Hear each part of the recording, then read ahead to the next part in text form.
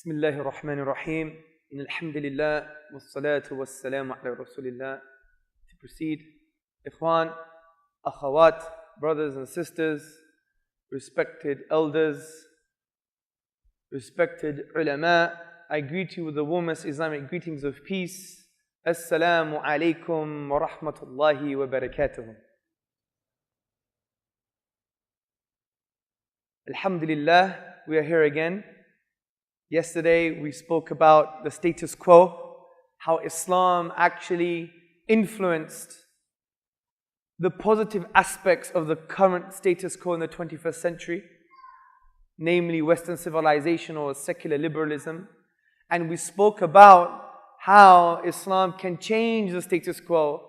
And we gave two key examples, which was justice and tolerance, with a specific emphasis on the Jewish people and what historians from the Jewish nation have said about the Islamic tradition and its values.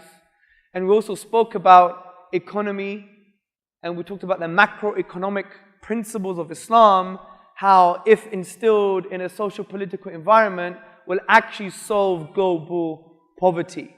And we gave many examples in history, and we were quite emotional about the topic because it's a very important topic, because we understand as Muslims, we are here for the people. أُخْرِجَتْ لِلنَّاسِ. We're here لِلنَّاسِ, for the people, not مِنَ النَّاسِ. We're not necessarily from them, but we are part of the human family, but this is from a caretaker position, that we're here to take care of the affairs of humanity. And this is very important because it's in line with the hadith of the Prophet Muhammad sallallahu alaihi wasallam. And this hadith can be found in the Arba'een, in the 40 hadith of An-Nawawi. It's the 13th hadith. The Prophet Muhammad sallallahu alayhi wa sallam said in a hadith, لا يؤمن أحدكم حتى يحب لأخيه ما يحب لنفسه. You won't truly believe. You won't reach the status of a mu'min. You won't elevate yourself as a Muslim from a spiritual perspective unless you love for your brother what you love for yourself.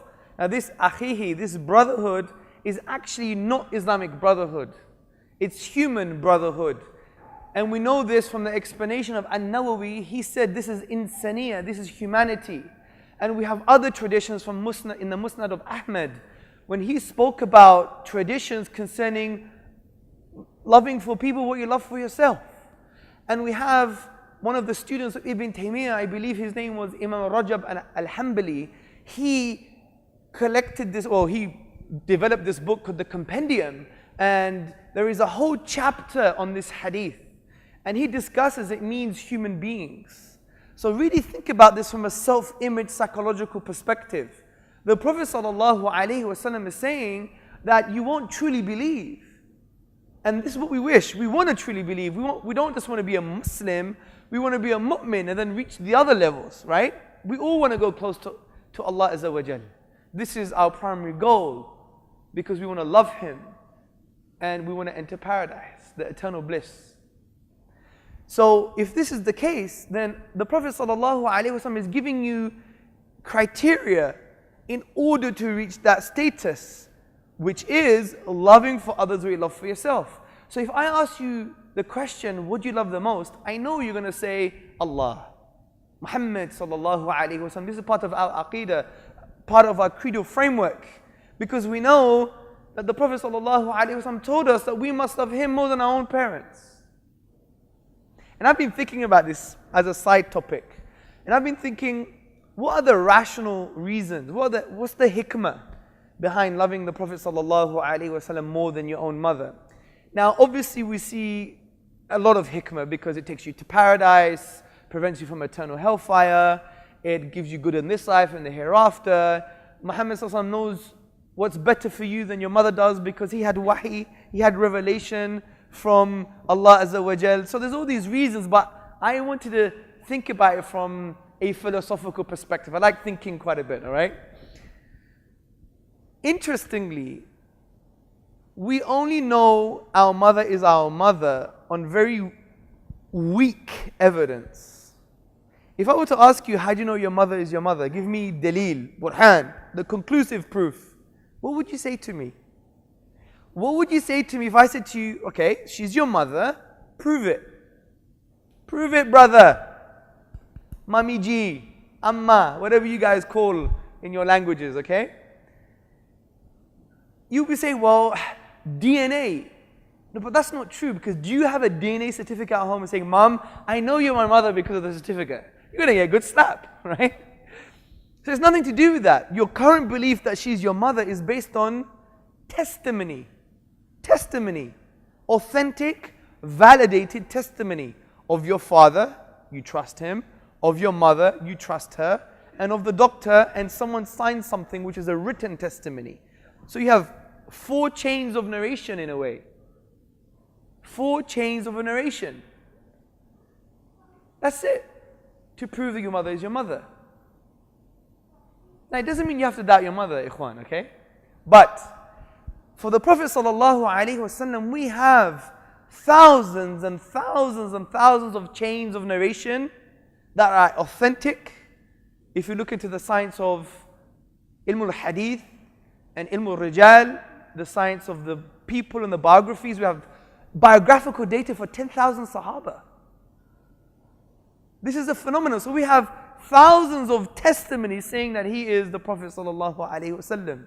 So from this perspective, even philosophically, you must love him more than you love your mother. There's far more authentic testimony. Anyway, I thought I'd just add that in just to get you thinking about things, okay?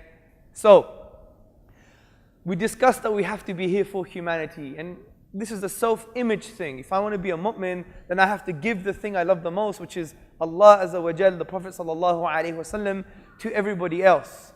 And the way we do that is by showing the values of Islam to the rest of humanity. So today's topic is going to be on Operation Mindframe. Operation Mindframe. Yesterday was status quo, today is Operation Mindframe. So what comes to mind when we think about Operation Mindframe? For me, it's about the ideological attack against Islam.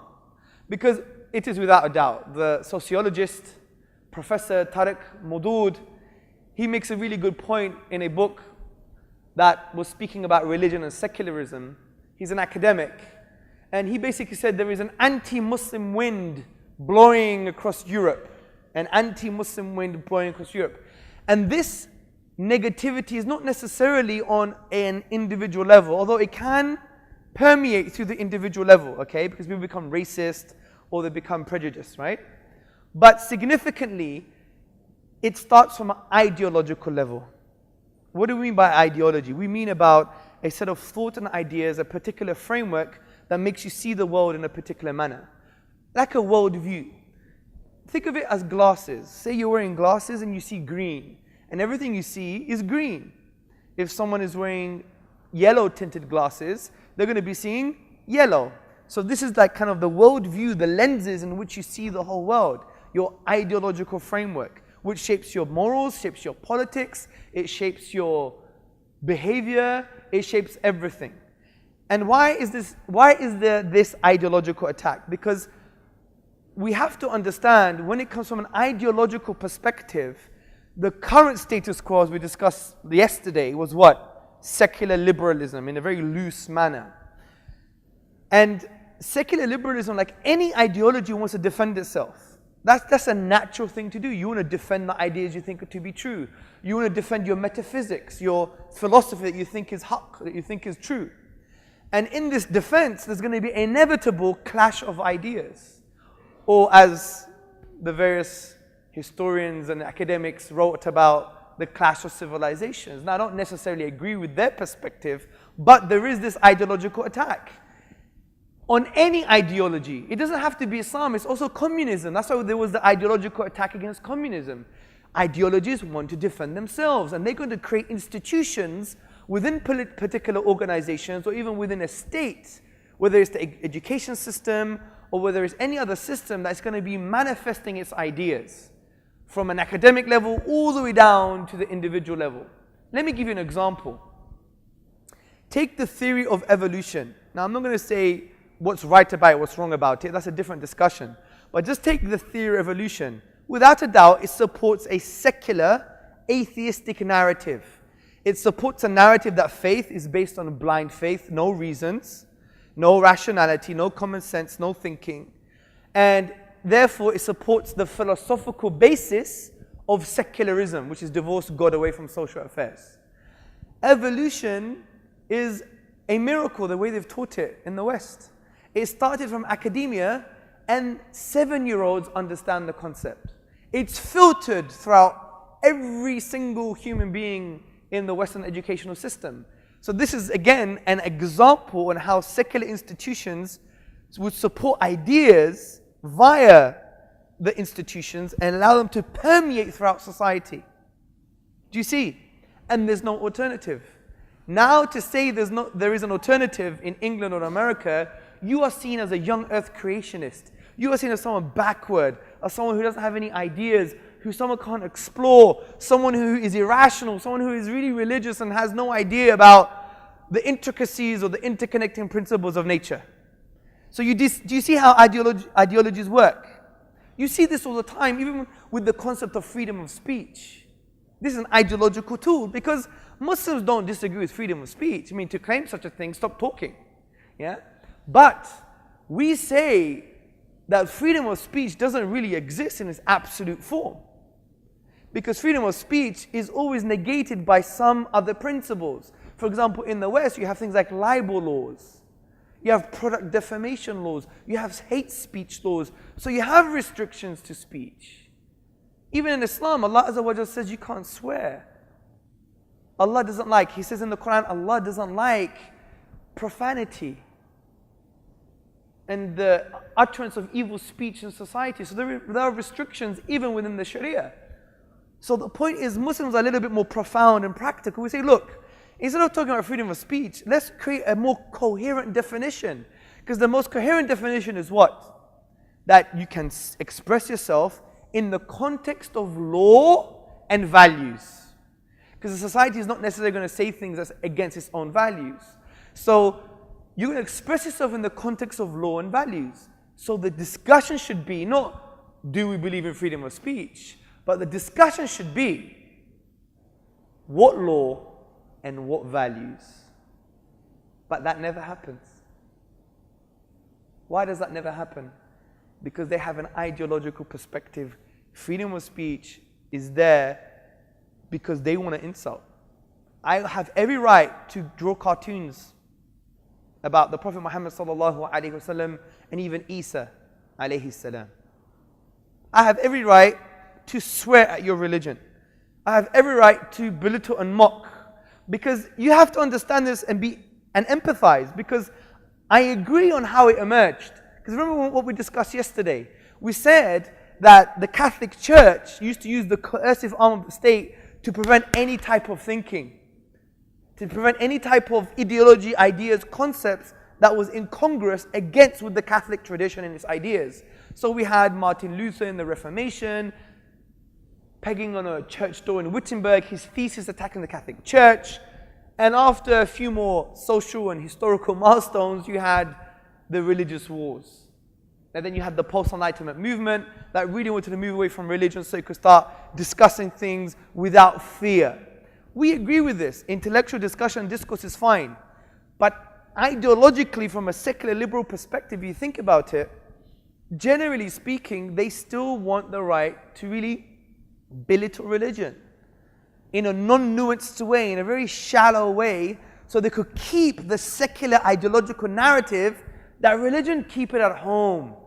It has no say in the intellectual public sphere where it counts. I know America is seen as a soft secular country because religion does have a say, but in reality it doesn't. Capitalism has a say, or neoliberal economic principle has a say. This is all gimmickry. It's all gimmicks, right? It's a smokescreen. Islam, though, because if it's a profound tradition, what does it say? It says, well, this freedom to insult is actually obviously an ideological tool, and that's why they use it, but we should respond effectively and say, look, freedom to insult actually goes against the very objectives of freedom of speech. If you read the works of John Stuart Mill, who was one of the apostles of the liberal tradition that spoke about freedom of speech and the liberty to speak and express yourself. John Stuart Mill said the reason you need this liberty is not just because for the sake of liberty. It's because you want truth accountability, progress. It's the maqasid, the high intents, the objectives of freedom of speech. Truth, accountability, and progress.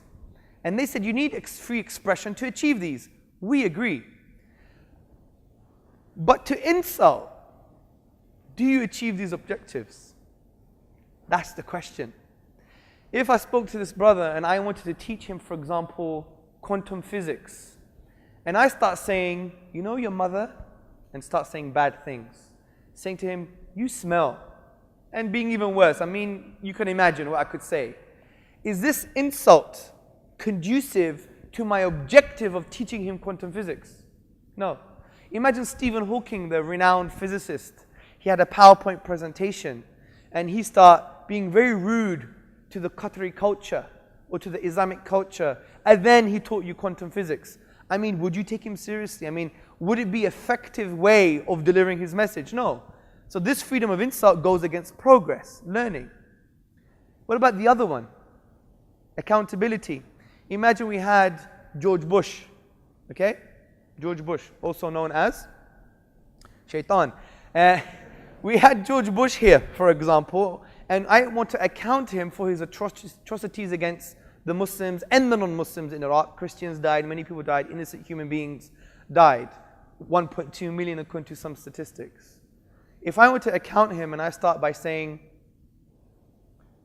you can't even speak, you sound so stupid, you're an idiot, you sound like you had no mother, sound like you've never been cared for before, what's the matter with you? If I said all these things, is that conducive to me accounting him? No, it won't be. You'd be chucked out of court. If you're a lawyer or a judge, you'd be finished. It's not an effective mechanism in delivering your freedom of speech. Even truth. Say I want to find out the truth about another community, and I want to ask you a question about Islam. Now, I can say, you know, what does Islam say about the hijab? Why do you have the hijab? That's a nice, polite way of asking a question. Or I could come to you and say, you force your women. You're an idiot. You're a barbarian. I don't want to know nothing about you. The reason you cover your women because they're all ugly. Now, is that insult conducive to finding a truth about another traditional culture? No. So you see from these very practical examples that freedom to insult goes against the very objectives of freedom of speech, which is truth, accountability, and progress. So don't listen to these liberals, these neoliberals who say, no, it has to be free because it has to be free. I mean, why? Why? There are objectives. You're not going to just say things for no reason. And especially when it comes to civilization discourse. If you don't know another civilization, drawing cartoons is uncivilized. And that should be our reaction. We should feel sorry and say, this is an uncivilized expression. You really want to know, we live in this society, this global village, you want to know who we are? Then talk to us. Discuss. When was the last time you sat with a committee of ulama and had a discussion about our ideological viewpoint, on what we can offer on the political table and solve issues to do with global poverty? When did you inform us? When have you discussed these issues with us? But instead, again, because ideologies want to protect themselves, they use things like whether it's education or other institutions and ideas like freedom of speech in a very skewed way to focus on the insult and ridicule religion, especially Islam. And let me tell you why this is true. In France, there was a famous cartoonist, and he used to write as well, and he wrote in a famous French magazine, lambasting, taking the mick, if you like, out of Sarkozy's son, because apparently his son married just for money. He was sacked. It wasn't published. So there's no freedom of speech for political sensitivities. You see? Do you see the hypocrisy and the dichotomy here? Why not? We had other aspects. Some newspapers, they did some cartoons on the Jewish tradition, on the Christian tradition, said, no, this is going to offend people. Where was the freedom of speech there? Do you see? Do you see the point here? The point is there are various examples that we could see as well that is actually shows the duplicit behavior and that these tools are used to support their ideological framework. And unfortunately, a lot of Muslims fall into this. They're like, yeah, we believe in freedom of speech and freedom to insult. We have to. We got no choice. Look, we believe in freedom of speech, but we want to discuss what law and what value is going to curtail that speech, because you don't disagree with curtailing speech because you have it yourself. We want to discuss what law and values, and that's when we could bring the discussion to the Sharia, to Tawheed, to Islam. But we don't have the discussion. We're like, yeah, we just have to live with it. Similar to the fact of hijab, especially in the West, many women and many sisters say, I wear hijab because it's my free choice. Another liberal narrative. I mean, frankly, technically, it's not your free choice, although you have a free choice, but you do it out of obedience, not because you had a choice. There's a big difference. So we're following a liberal narrative because if you support that narrative, then you should allow people's free choice to wear a bikini or to run around naked. Do you see the point here? It's a very subtle point. Rather, we should be more positive and say, look, your ideological perspective is actually false. Because if you want to even talk about the word freedom, and this is very interesting because freedom is an ideological word. It's heavy, it's very loaded. Liberty, freedom, hurriya, raha. It's very, these kind of they're very loaded terms in the Western tradition. Now, we have to understand that, what do you mean by freedom? If it means disobeying Allah Azza wa Jalla, this is not freedom, this is slavery. We have to turn the tables. And we have to understand that even terms like this have ideological implications. This is why I'm focusing this in the first part of the talk, so you understand how secular liberal institutions want to protect themselves, and they use subtle ideas that permeate throughout the Muslim world and in the East and in the West. And they use institutions for this. We saw that with evolution, we see this with freedom of speech, and now think about the word freedom. Now imagine if we turn the tables, say I was a sister, I wore a hijab. Instead of saying it's my free choice, I said this. I said, my obedience to my Creator actually liberates me. Unfortunately, you are in a state of slavery. I am liberated. And let me give you a few reasons why. And listen to these reasons. There was an American writer that once wrote that your birth, my birth, our birth, being born, is like being kidnapped and sold into slavery. Kidnapped, then sold into slavery. Where are you from, brother? You're Indian, yeah? Did you choose to be Indian? Did you choose to be Indian? No. You're a slave to ethnicity. You had no choice. Where are you from, brother? You're Indian as well. You had a choice where you're from? Brother, you're a man, right? Did you choose to be a man? You had no choice to be a male. Did you choose to have this color of skin, brother? Nice, tan, brown skin, mashallah, tabarakallah? No. Did you choose to be a French white man? No, you didn't. C'est impossible. It was impossible. It was impossible. Sisters, did you choose to be a woman? لا يمكن.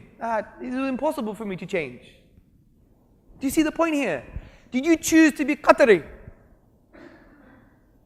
Any Qataris in the room? No? Okay, so we could speak about Qataris then. Because I heard there's a form of nationalism going on in Qatar, yeah? Which, to be honest, I mean, let's be frank, is not very Islamic. I mean, let me paint a picture for you guys, which is another secular thing, an ideological thing, which we should mention. I'll go back to the freedom thing in a minute. Just pause. I need to take this off my chest, yeah? A man who used to kill your brothers and sisters and massacre them, who knew nothing about your tradition and disrespected your tradition, took over the Muslim lands and then drew lines on a map. And these lines define who you are. Wallahi, the Muslims are stupid. We're stupid sometimes. No offense. Whoever believes in nationalism on this level is an idiot. Foolish. Wallahi, I believe this with fullness of my heart. If you adopt nationalism as an authority over your religion, you are lost. You are lost. There are various ahadith. Wallahi, ahadith. Check them for yourself. As-sabiyya, and nationalism is like biting your father's private parts. Yeah? Some ulama say don't mention this hadith. But in this context we must. because it's a terrible disease that has destroyed the ummah, 52 nations. This, we need to relax. We need to really see Islam for what it is. Al-mu'minu miratul mu'min. The believer is a mirror of another believer. So don't point at them saying, oh, Asabiya, you're wrong. Because we have diseases in our heart as well. But elevate them and say, look, my brother, ya akhi, ya ukhti, and express yourself. I thought I'll mention this because this is part of the ideological war, if you like, by splitting our nations. And it's made the Muslims define themselves by some lines that some guy that didn't even know you drew. Allahu Akbar. Think about it. If you put it in this perspective, it's a joke, As-Sabiya. Don't get me wrong, be proud of your culture. Be proud of your tribe. You know, the Sahaba, they belong to a tribe as well. This is not an issue. But to take it as an authority over your religion, this is dangerous. This is haram. The Prophet ﷺ stamped his foot and said, As-Sabiya is underneath my foot. This is a wake-up call for everybody, and we should really express this. Don't have an inferiority complex. Don't be scared of your rizq. Speaking the truth according to the hadith of the Prophet ﷺ said, speaking the haqq does not bring your life shorter, and it doesn't take away your rizq. So, let's go back to the freedom issue. So you didn't choose these things, you didn't choose your socio-economic context, so you're a slave in a way to this socio-economic context. Similarly, if you just obey your carnal instincts and your desires, you are a slave to your carnal instincts and desires. If you do things just because Qatari TV or Bollywood, Hollywood, Lollywood, wherever these woods come out from any wood, yeah? All these stuff coming out, you do it just because of the celebrity culture. You know, I have to look like this. And you know, and I have to wear a moustache because in my culture, muchne de kuchne. Which means in Urdu, if you don't have moustache, you don't have anything. SubhanAllah, they have this in Pakistan. Yeah? Even the Prophet told us to, like, you know. Now, don't get me wrong, I'm not trying to condemn anybody. I'm just trying to just show how we have social influences. Like even when, you know, like a man, you know, I dress like this because, you know, I don't like dressing like this. Well, to be honest, I don't have any dress sense. If you saw me yesterday, I'd dress like anything. I'd dress like a Pakistani, I'd dress like an Arab, I'd dress like a Westerner. I use some of my dad's clothes, that's why, yeah. So I just borrow my dad's clothes. So but the point I'm trying to say is this, is that, you know, I wouldn't wear something that wouldn't be socially appreciated, right? I wouldn't come here with, I don't know, tracksuit and a hat and, you know, with a big chain on my chest and opening my, and go, you know, what's up, man? Wagwan. Yeah, I wouldn't be like this, would I? Because it's not socially acceptable. So we have social influences that influence even the way we do things, right?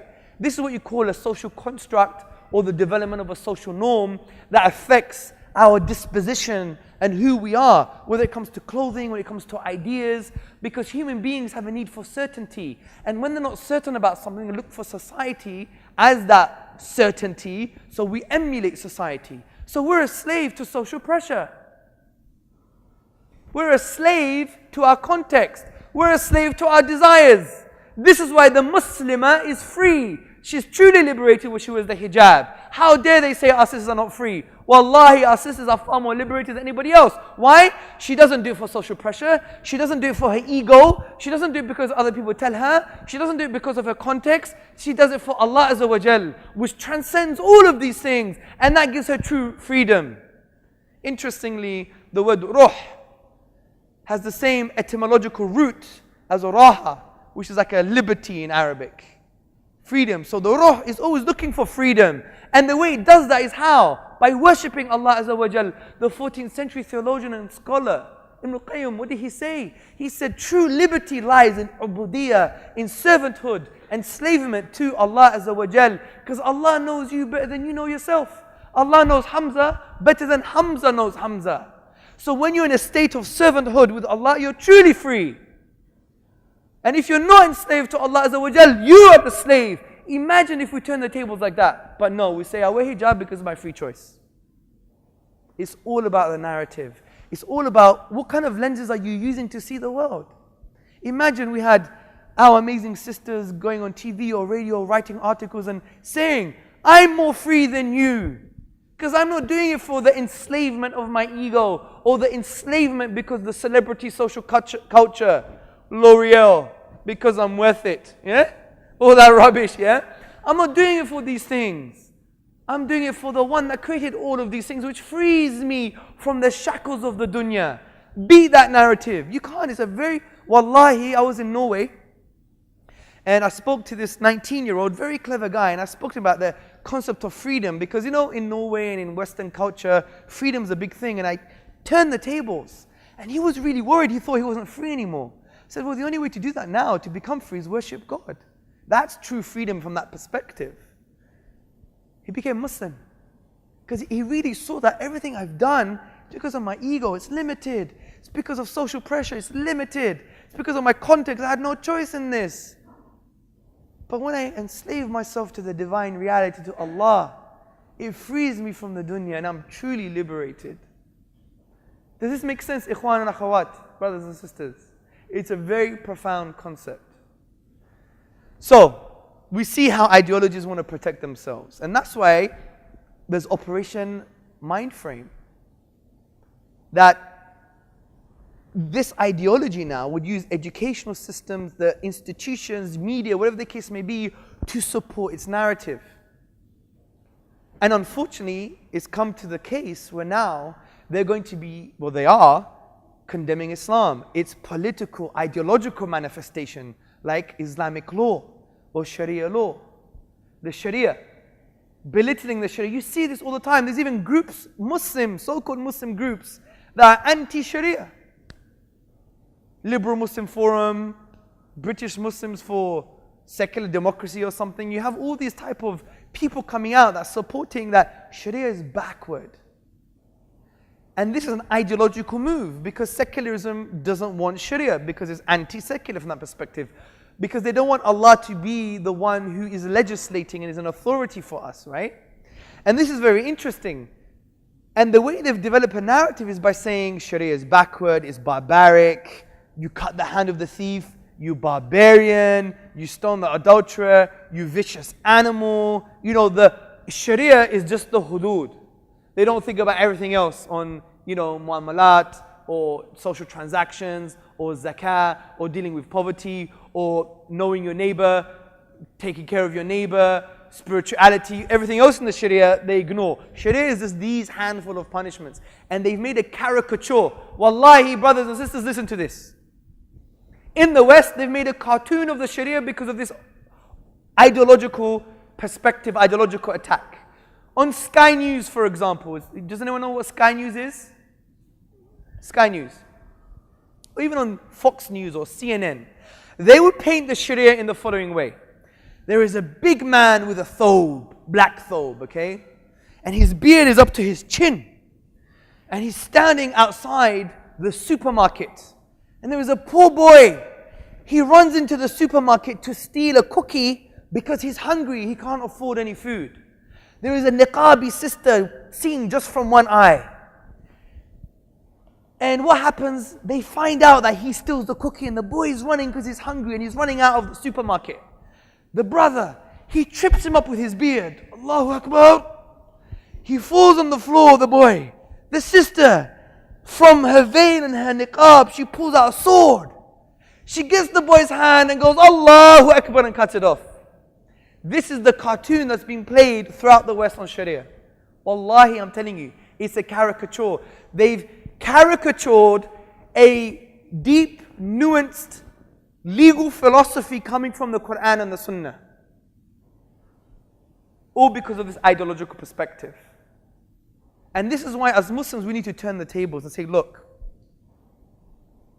there are a few reasons why we know that the Sharia, the ideology of Islam and its political and social manifestation is far more profound than yours.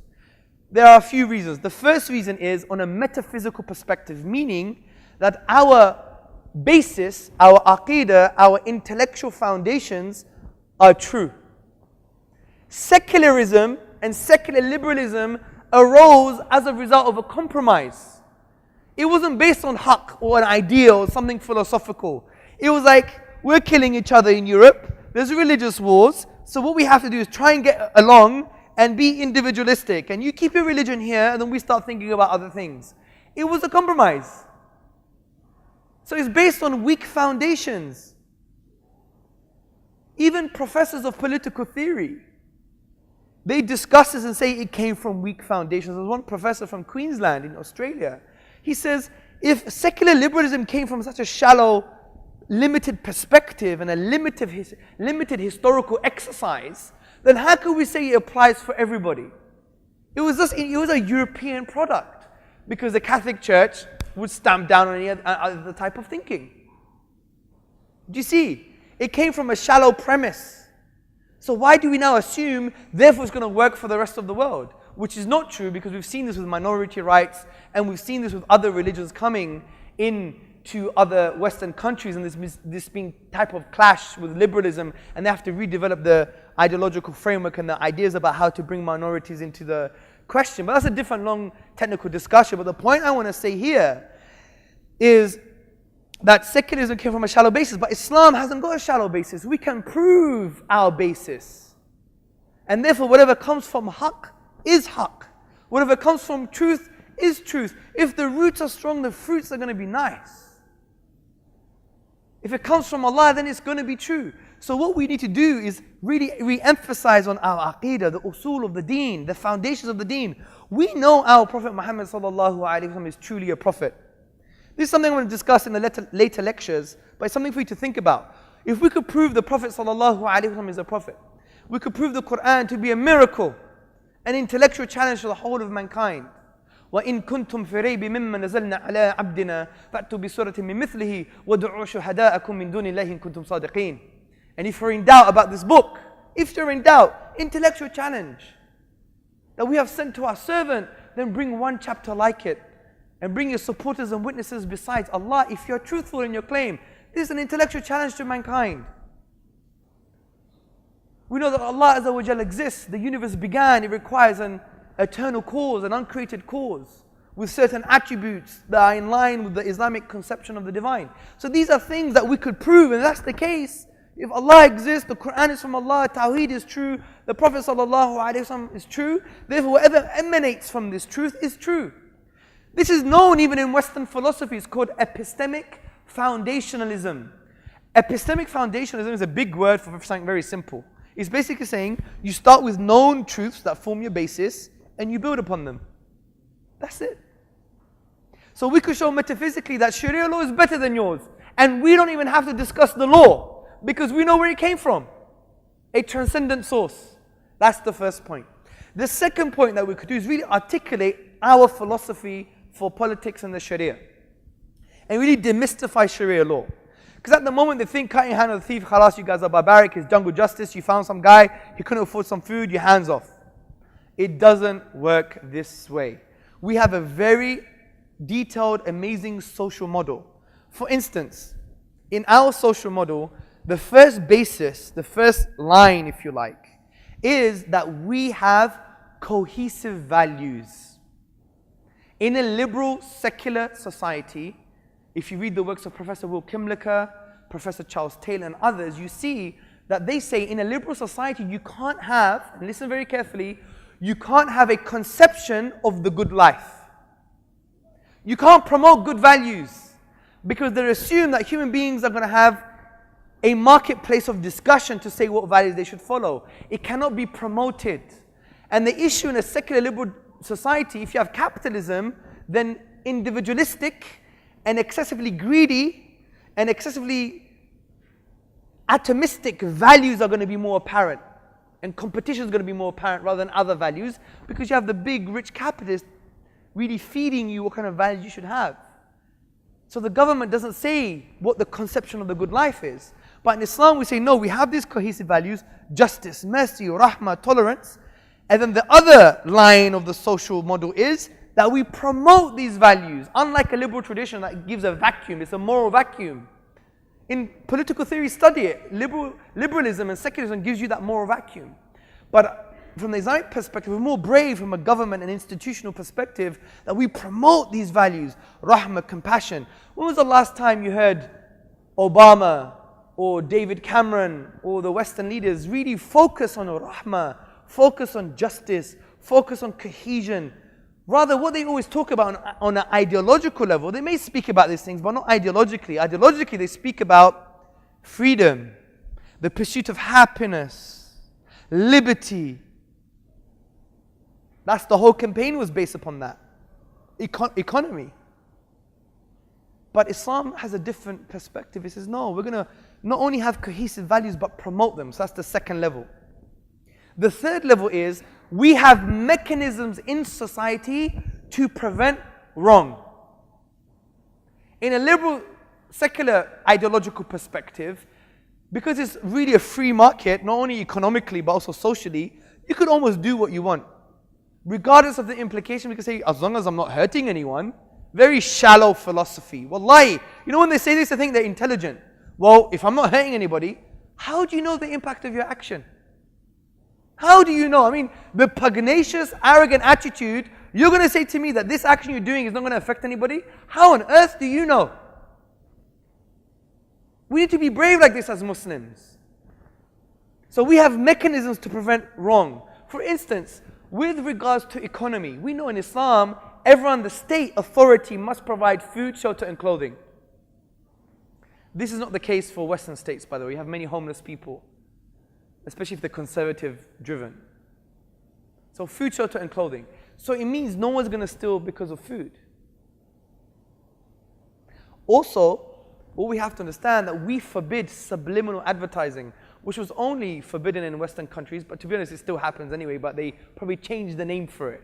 Subliminal advertising happens all the time. You have a very pretty woman coming on TV, and she's selling you some amazing cat food. I mean, since when was cat food related to a very pretty woman? Do you see? So when women who own a cat, they'll be like, oh, if I buy that cat food, maybe I'm going to look like her. Or the magazines, right? Wow, she's so gorgeous. Well, she doesn't exist. She's probably a really fat, ugly lady that had Photoshop, by the way. Yeah, they just like the dimensions of her face. But they pretend that these are human beings. So we think, oh, I have to be like that. And our societies in the Muslim world have become like this, especially you Asians. Wallahi, you've become colonized mentally. Your mother would say, you have to marry a nice Indian woman, but she has to be fair and white. She has to look white. You know, fair and lovely? You know, the cream that you have to make your women look white? I was in Malaysia for a tour a few years ago. I saw a big poster, fair and lovely because white is right. I was like, I laid the smack down on the Malays, man. I was like, what's wrong with you people? This is a sickness. You think you're following the West, but when you go to women in the West, what do they say? Well, they don't have an Indian accent for sure. They say, I want tall, dark and handsome. Wallahi, we don't know what we want. We don't even know what we want, subhanAllah. It's crazy. America is having single gender universities now because they know if this single gender, one gender only, is more successful. Qatar, I heard they're having mixed gender universities now. I mean, it's like banana philosophy. I mean, it doesn't make sense, does it? So we get colonized mentally even from these perspectives. So these are the subliminal type of advertising that affects. In Islam, that's forbidden. Do you know this? Subliminal advertising to deal with your subconscious and manipulate you like this is forbidden. It's like someone being a trickster, because according to the Sunnah, we know that's someone who cheats.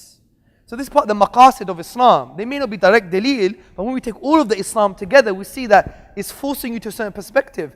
And I would argue, I'm not a sheikh by the way, or mufti, he called me a sheikh twice, I'm not a sheikh, more of a milkshake than a sheikh. Yeah? Vanilla, my favorite. So the point is, there will be subliminal advertising to be totally haram. So there are mechanisms in our society that prevent crime and prevent these diseases in the first place. What does Allah Azza wa Jalla say about zina? Do not approach zina. Approach, meaning the steps towards haram is haram. The steps towards something evil is evil in itself. So we have these mechanisms that are absent from a secular liberal tradition. Then on top of that, the next level is that what do we have? We have an amazing justice system. We don't believe in this kind of loose, beyond reasonable doubt kind of approach. It has to be quite conclusive. We have various hadith in Tirmidhi and other places that the Prophet ﷺ said it's better to release 9 guilty people than have 1 innocent man being punished. So it's quite higher burdens of proof. Ignorance of the law in many cases in the Sharia is a valid excuse. Go to Saudi. I know Saudi gets bad press, rightly so in some cases, but in the Sharia courts, they're doing a good job in some places. Shaykh Haytham al-Haddad from London was talking to me about this when he was studying as a jurist, and he used to see the scholars. There were one couple, and they did zina, and they were both married, for example. And the ulama were giving them excuses. Did you know it was haram? I mean, they said, because they're from another country, maybe there wasn't Islamic education. They gave them so many benefits of the doubt. Wallahi, it was beyond imagination. So we have higher burdens of proof. And then I'm going to discuss that in a bit. But then on top of that, we have suitably harsh punishments. So for someone to get punished, he has to escape the cohesive values, or escape the propagation of the cohesive values, escape the mechanisms in place in society to prevent crime in the first place, then escape the higher burdens of proof, then he's going to get punished, and if he does, he probably deserves it, because look at that. Do you see? And by the way, we have to give people excuses, because Ibn Taymiyyah said, if you know that someone did something, don't report it. He said you don't have to report it. Tell him to ask for forgiveness. We know the famous story of Umar ibn al-Khattab radiallahu anhu when he went into someone's house and he saw someone either drinking and some woman was dancing for him. Umar couldn't do anything. He was Amir al-Mu'mineen, but he couldn't establish the hudud or punish him in any shape or form. Why? Because he did haram. He did wrong as well. He went into someone's house without their permission or spied or whatever the case may be, which you shouldn't do in the Sharia. It's not valid in a court of law. And what happened was they met later after a few months in the marketplace, and he said, I repented to Allah for drinking, and Umar was really happy. And Umar said, I also repented for me coming to your house.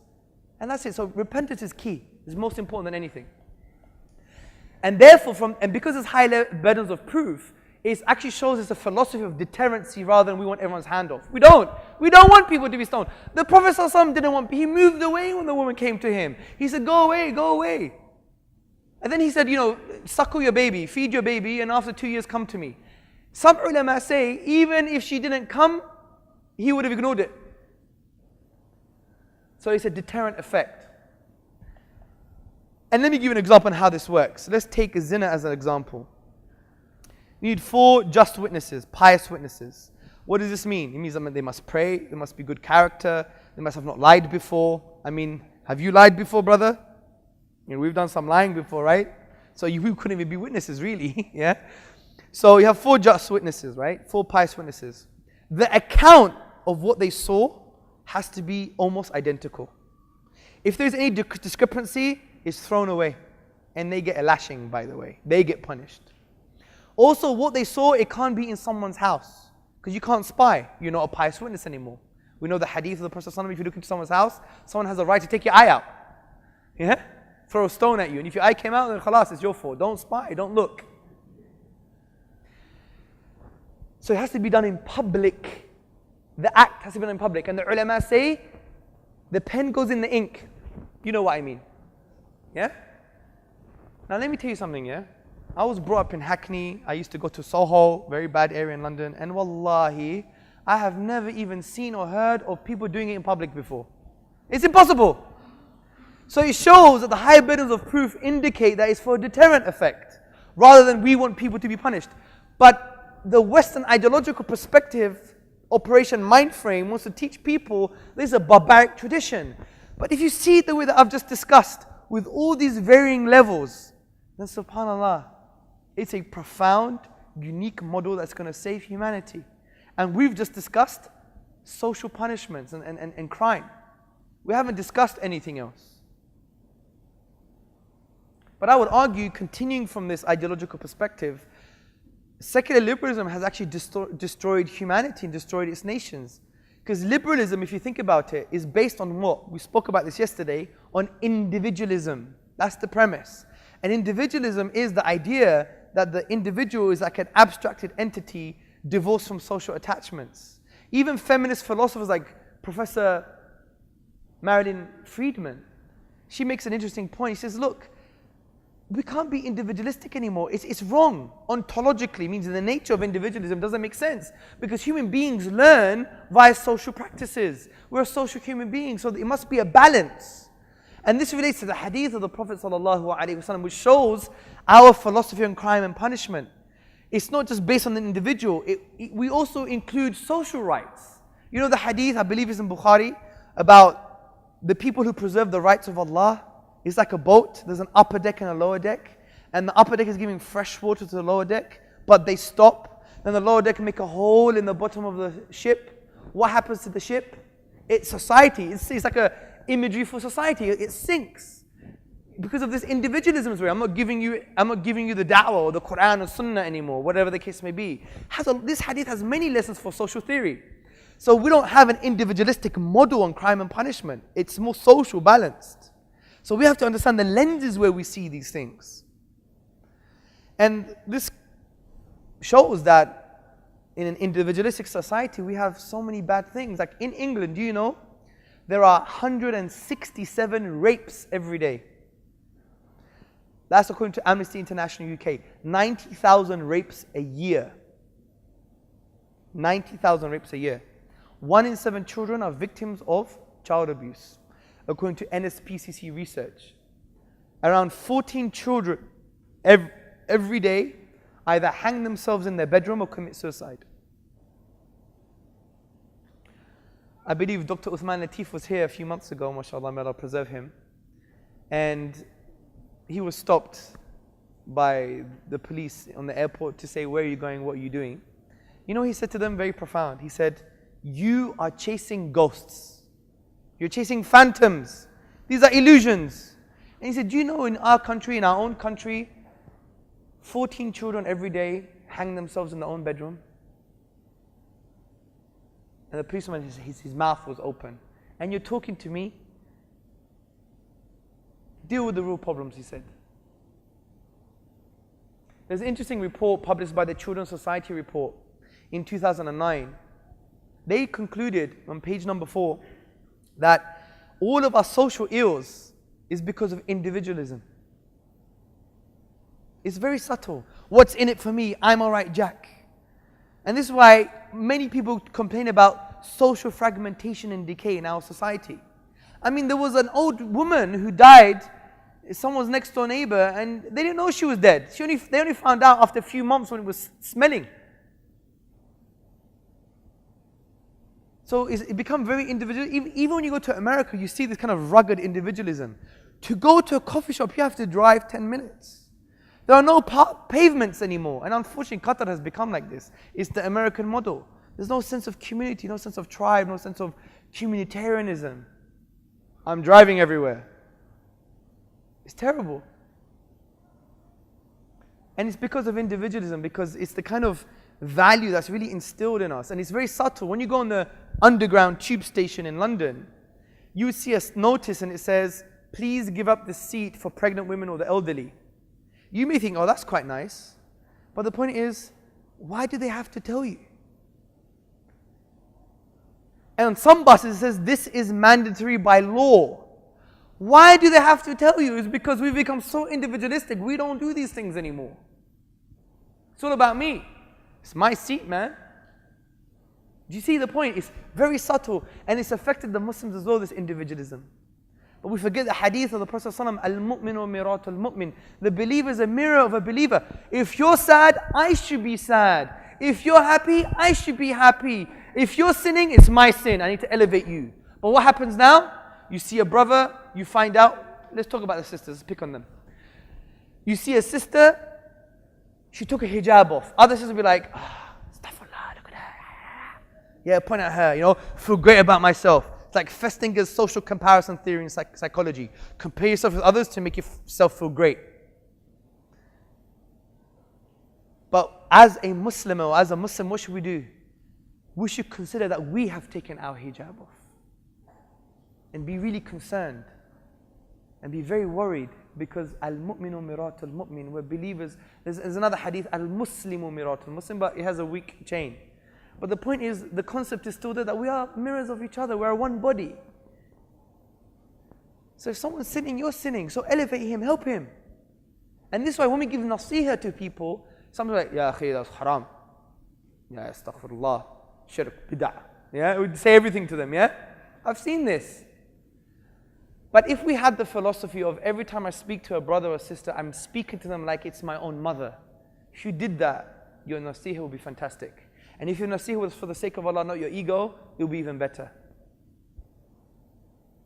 It's very simple, but individualism has affected our heart. It's a disease of the heart, making us feel that we're supreme almost. And we need to remove this individualism. And this would affect our charity, it would affect our behavior, it would affect everything. But the point is, from an ideological perspective, you see how institutions and ideologies build institutions and mechanisms within the state to infiltrate their ideas and support their position. We spoke about freedom of speech, we spoke about education, evolution as an example, and we spoke about freedom. And we saw how they attack Islam on an ideological level, specifically Islamic law, but then we demystified Islamic law. And this is something that we have to do. We have to show it from a metaphysical perspective. It's come from Allah, and we could prove that's true. Quran, Sunnah, Allah's existence, miracle of the Quran, prophethood of the Prophet Muhammad sallallahu alaihi wasallam, what comes from truth is true. And we can also articulate in a very different dynamic that look at the social model. It's profound. And we show how relevant and applicable Sharia is, as we did yesterday when we talked about economics. So this essentially is Operation Mindframe. And now we have to have the mind frame to deal with this operation. And hopefully I've woken you up to certain things like, we become very colonized. I know these are very shallow examples, fair and white and stuff, but these are real. Or about the way we talk and the way we walk and the way we dress and even the way we eat sometimes. Yeah? My father, he's not Muslim, but he's still a hero for me because he's a very distinct man. He doesn't give a crap what anybody says. Wallahi. He's not a slave to the dunya, my dad. My dad was unemployed for years. I came from the ghetto in Hackney, in London. I remember I used to collect pennies underneath the floorboards and the settee to find pennies to buy my mum's sanitary towels from the chemist. Yeah? I was brought up like that. I was there into the age of 15, 16 when we were like this. And my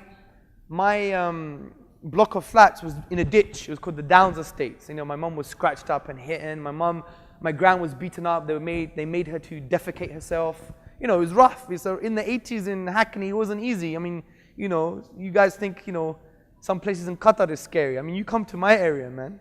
And the way some of you walk, you probably get mugged anyway. Walk like women, some of you, man. They'll take all your clothes off and make you run away naked in the street. We need to have izzah, yeah? Just walk straight, upright. Some of us think humility is like being a servant. No, humility is in the heart, ikhwan. I'm not saying be arrogant, but I'm saying, be confident, yeah? This is very important. We need to, because some spiritual traditions in the Islamic spectrum, sometimes coming from India, yeah? Sometimes teach us that you have to be like this, and you're a good Muslim. This is wrong. We take youth in the Jahiliyyah. They were great basketball players, they were good boxers, they were good with the women, they're good with their mouths. They had all these good traits or energies, and then when they become more practicing, they say they're all bad, and then they become mice. SubhanAllah, if you read the Sahaba, they had dynamic characters. They took what they used for the Jahiliyyah, and they used it for Islam. Do you see? So if you're good with the mouth with the girls, start speaking and giving nasiha. Do you see? You're good in fighting, you know what to do. So, not to get us in trouble, yeah? Ambiguity saves lives. Anyway, so the point I'm trying to say, ikhwan, this individualism we need to clear out from our hearts, inshallah. And we'll do it together. We'll do it together by reminders, by various different things that we could do as a community, inshallah ta'ala. Subhanakallahumma wa bihamdika. Ashhadu an la ilaha illa anta wa astaghfiruka wa atubu ilaik. Assalamu alaikum wa rahmatullah.